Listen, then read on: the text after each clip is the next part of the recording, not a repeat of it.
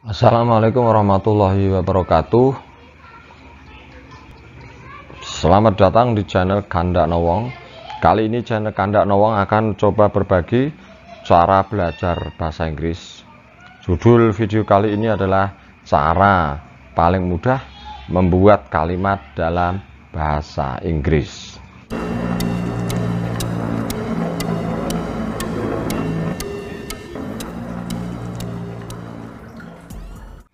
Percayalah bahwa dalam video ini cara yang akan digunakan sangat mudah. Dan kenapa judulnya tidak cara mudah belajar bahasa Inggris? Karena ini adalah khusus membuat kalimat dalam bahasa Inggris. Konteksnya lebih kepada writing atau menulis, namun Anda juga nanti bisa mengucapkan kalimat ini karena insya Allah nanti saya juga akan membacanya. Jadi buat dulu kalimat secara tertulis, kemudian pengucapannya seperti apa, nanti tinggal menirukan saja.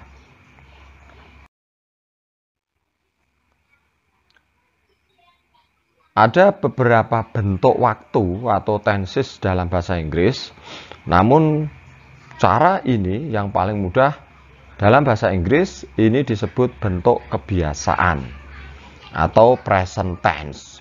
Anda tidak perlu mengingat-ingat yang present tense, pokoknya ini bentuk kebiasaan dan ini benar. Bentuk kebiasaan itu menunjukkan kalimat, isi kalimatnya adalah suatu kegiatan atau peristiwa yang sudah menjadi kebiasaan atau kebenaran umum. Contoh kalimat yang menjadi kebiasaan misalnya, saya makan nasi, kamu minum susu, itu kebiasaan. Bentuk umum misalnya matahari terbit dari timur, matahari tenggelam dari barat, kambing makan rumput. Jadi tidak perlu diberi selalu atau biasanya, tapi menunjukkan suatu kebiasaan. Nah, kita akan membuat kalimat menggunakan subjek. Subjek itu awal kalimat, pelakunya ya, yaitu they, we, I, you.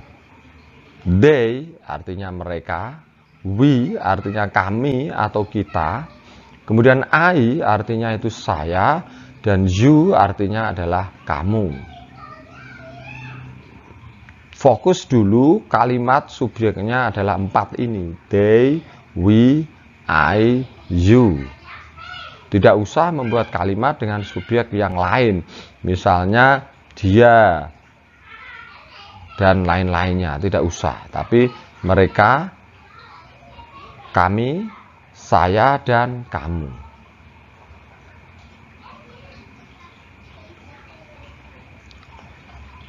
Subjek ini bisa disebut Dewi Ayu. Dewi Ayu, bukan Dewi jelek. Dewi Ayu itu cara mudah untuk menghafal Dewi Ayu. Dewi Ayu, kita hafalin saja dengan Dewi Ayu. Dewi Ayu artinya adalah mereka, kami, saya, kamu.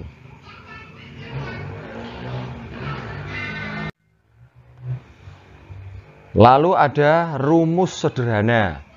Kalau ada kata-kata rumus, mohon tidak ingat matematika ya, rumus sederhana, karena bahasa lainnya tidak ada. Rumus sederhananya itu adalah kalimatnya subjek, they, we, I, you tadi, kemudian kata kerja bentuk 1. Kata kerja bentuk 1 ya, berarti ada bentuk 2, bentuk 3, ada.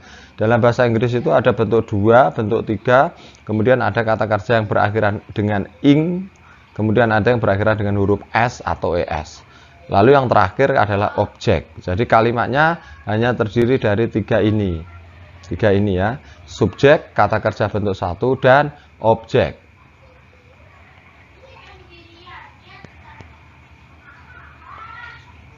Kata kerja 1 adalah kata kerja yang paling sederhana. Karena tidak membutuhkan imbuhan apa-apa. Apa adanya ya. Sekali lagi tidak ada akhiran ed, tidak ada ing. Itu kan ada mendengar kata playing, itu tidak usah. Playing itu nggak usah. Jadi utuh, ada apa adanya. Kata kerja bentuk satu bisa disebut juga kata kerja asli. Dalam bahasa Inggris ada nama infinitive. Infinitive without to. Bahkan tidak ada to di depannya. Asli apa adanya. Contoh, makan. Bahasa Inggrisnya eat. Kemudian minum. Bahasa Inggrisnya drink. Lalu membaca. Bahasa Inggrisnya read. Read.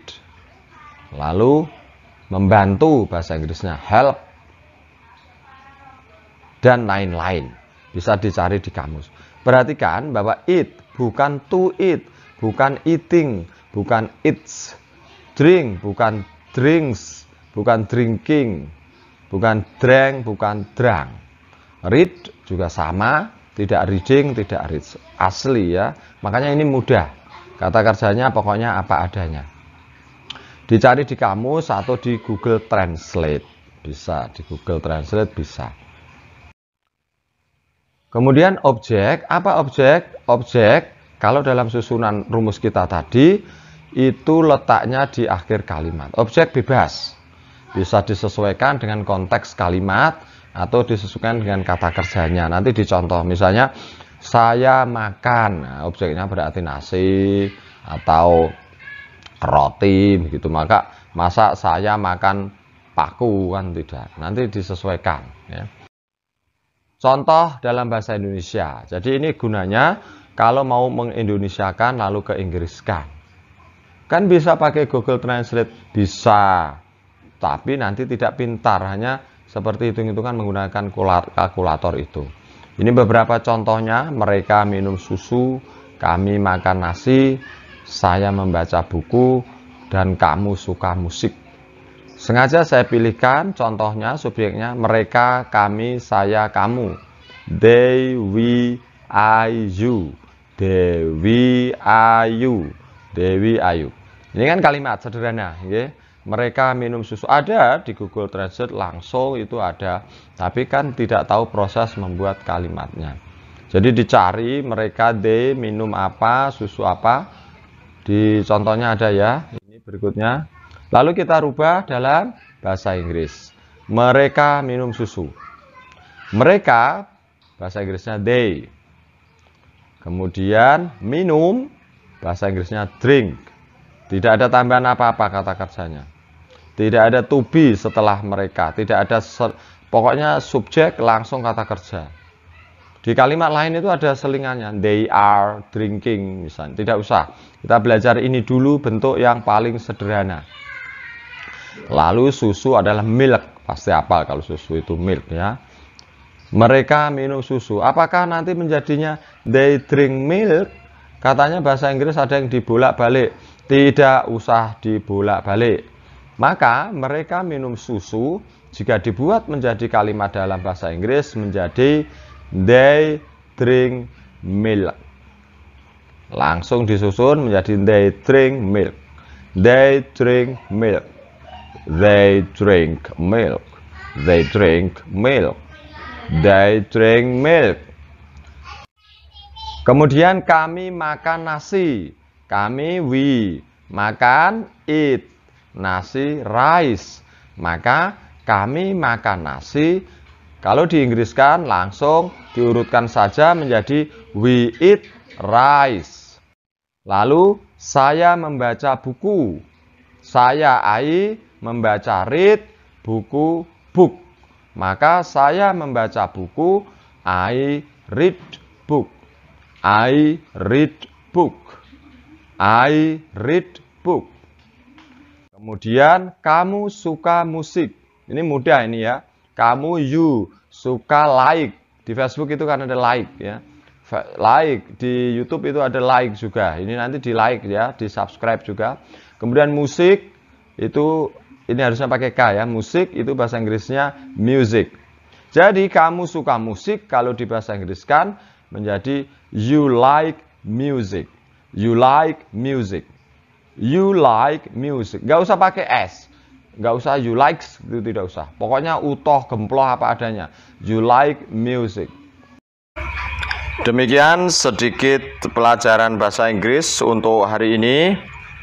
Jika Anda misalnya tidak tertarik, Anda bisa menunjukkan video ini pada putra-putri Anda, karena ini ilmu yang sangat dasar.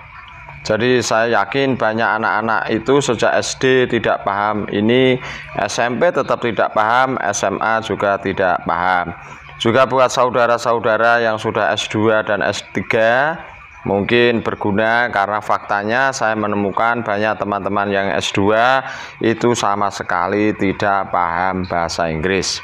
Mohon dipahami dulu video ini, karena nanti insya Allah akan secara berurutan akan saya sambung misalnya dengan subjek yang lain yang dia atau he, she, it itu. Mudah-mudahan bermanfaat, karena ini zaman global, jadi mengerti bahasa Inggris setidaknya dasar sudah merupakan suatu keharusan. Mudah-mudahan Anda tidak meragukan saya. Jadi ini tidak meremo, tidak ambil kesempatan, tapi insya Allah saya paham tentang bahasa Inggris kalau hanya yang dasar-dasar seperti ini. Jangan lupa untuk like dan subscribe, dan jangan lupa untuk menunjukkan kepada anak-anak, putra-putri Anda, adik-adik Anda yang masih di bangku sekolah, karena ini sangat penting. Assalamualaikum warahmatullahi wabarakatuh.